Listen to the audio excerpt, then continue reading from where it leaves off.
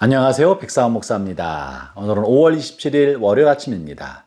저는 하나님의 은혜로 지난주까지 총회와 선교지 방문, 엘살바도르 방문을 잘 마치고 안전하게 잘 돌아왔습니다.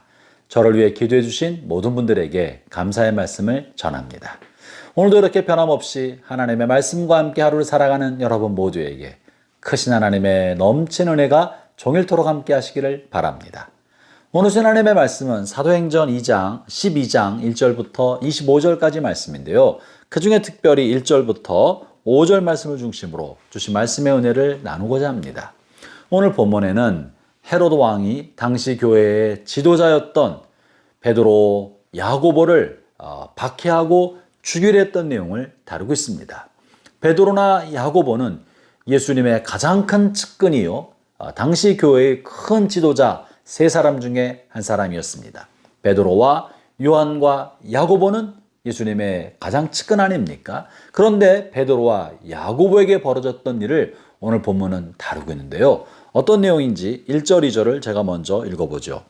그때 헤로드 왕이 손을 들어 교회 중에서 몇 사람을 해하려 하여 요한의 형제 야고보를 칼로 죽이니.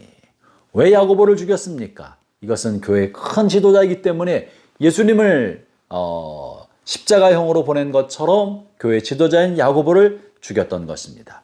칼로 죽였단 말은 무엇입니까? 그를 야고보를 잡아다가 목을 벤 참수형을 시켰단 말 아니겠습니까? 끔찍한 죽음을 하게 된 것입니다. 그리고 계속해서 헤롯은 베드로마저 잡아서 베드로도 역시 칼로 죽이려 하였습니다. 그런데 어떤 일이 벌어집니까? 본문 7절을 읽어보겠습니다. 호련히 주의 사자가 나타나매 옥중에 광채가 빛나며 또 베드로의 옆구리를 쳐 깨워 이르되 급히 일어나라 하니 쇠사슬이 그의 손에서 벗어지더라. 베드로도 잡혀서 감옥에 잡혀왔고, 그리고 베드로를 죽이려 하기 전날 밤 천사가 나타나서 베드로를 탈옥시키는 내용을 다루고 있습니다. 베드로는 왜 탈옥이 되었는데 왜 야고보는 죽어야 했겠습니까? 우리는 그 내용을 알 길이 없습니다. 어떤 사람은 본문 5절 말씀을 통하여 이 원인을 이렇게 해석하는 분도 계십니다. 5절을 제가 읽어보죠. 이에 베드로는 옥에 갇혔고 교회는 그를 위하여 간절히 하나님께 기도하더라. 교회가 기도하였기 때문에 베드로를 하나님께서 불쌍히 여기셔서 그 기도에 대한 응답으로 천사를 보내서 베드로를 탈옥시켰다고 해석하는 분들도 계십니다. 그러면 야고보가 잡혔을 때는 교회가 기도하지 않았을까요? 그렇지 않았을 거라고 생각합니다. 똑같이 기도했고 똑같이 간절한 마음으로 하나님 앞에 요청하고 탄원하였지만 어떤 사람은 그저 참수형으로 죽임을 당하였고, 그리고 그에 대한 기록은 그저 한 줄, 요한의 형제 야고보를 칼로 죽이니 유대인들이 이를 기뻐하였다. 또 어떤 사람은 그가 감옥에 잡혔을 때부터 천사가 나타나서 어떻게 그를 해방시켰는지 자세하게 기록을 남긴 사람도 있는 것입니다. 무엇이 문제입니까? 여기서 우리는 중요한 사실을 발견하게 됩니다.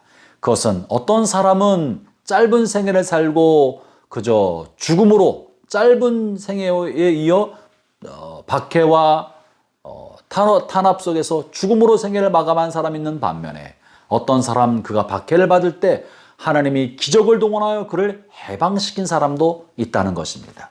이 두 사람의 차이는 성도들의 중보기도의 유무의 차이도 아니고, 그들의 능력의 차이도 아니고, 하나님이 누구를 더 많이 사랑해서 그런 것도 아니고, 이것은 그저 하나님의 주권적 섭리와 하나님의 뜻의 다름 아니라는 것입니다. 형제자매 여러분, 무엇이 더 나은 것입니까? 우리는 그것을 알 수 없습니다. 예수님께서는 야고보를 특별히 아껴서 수많은 체험을 하게 해주셨습니다. 그러나 그는 이 땅에 있는 동안에 큰 일을 이루지 못하고 죽음으로, 순교로 그의 짧은 생애를 마칠 수밖에 없었습니다. 반면에 베드로는 이 기적 같은 탈옥의 사건을 통하여 복음을 전파할 수 있는 일을 하게 되었던 것이죠. 무엇이 차이입니까? 하나님의 섭리인 것입니다.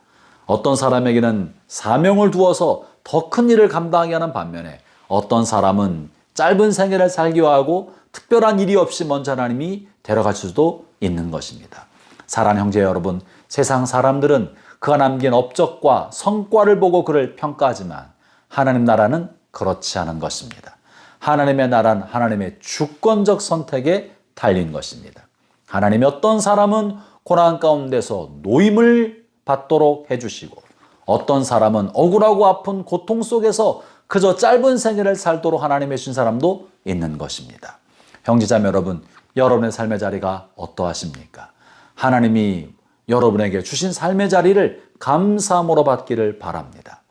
그저 세상 사람들이 생각하는 것처럼 일이 잘 되는 것만이 하나님의 은총이 아니고 내가 원하는 것을 하나님이 기도를 들어주신 것만이 하나님의 뜻이 아니라 하나님의 주권적 섭리가 이루어진다면 그것이 무엇이든지 간에 하나님께 영광이 된다는 사실을 믿읍시다. 어떤 사람은 감옥에서 참수형을 당하여 억울하게 죽은 것이 하나님의 뜻을 이루는 길이었습니다. 어떤 사람에겐 기적을 통하여 감옥을 해방시킨 것이 하나님의 뜻을 이루는 하나님의 길이었던 것입니다. 무엇이든지 간에 하나님의 뜻이 이루어진다면 그것은 하나님께 영광이 되는 것입니다. 형제 자매 여러분, 우리가 어떤 태도를 갖느냐에 따라 다릅니다. 내게 주어진 삶의 자리가 하나님께서 나를 향해 주신 잔이라면 그 잔을 내가 받아 마시는 것이 하나님께 영광이 되지 않겠습니까?